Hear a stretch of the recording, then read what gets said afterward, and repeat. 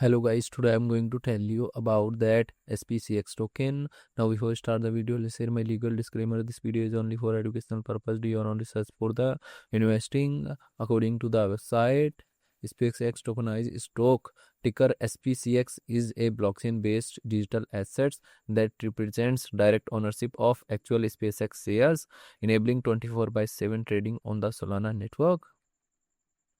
Tokenized equity.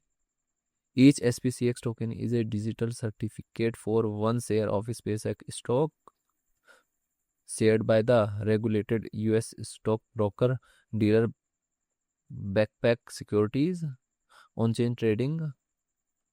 It trades on Solana decentralized exchanges DEXs via infrastructure from Sunrise DeFi, allowing permissionless trading outside traditional market hours. Redemption bridge. Holders can redeem tokens for real shares through Backpack's brokerage platform, creating a direct link between decentralized finance, DeFi, and traditional equity markets. SPCX token total supplies around 42,000 and circulating supplies also 42,000 SPCX token. SPCX token is listed on Orca, Viral, Radium and other exchanges.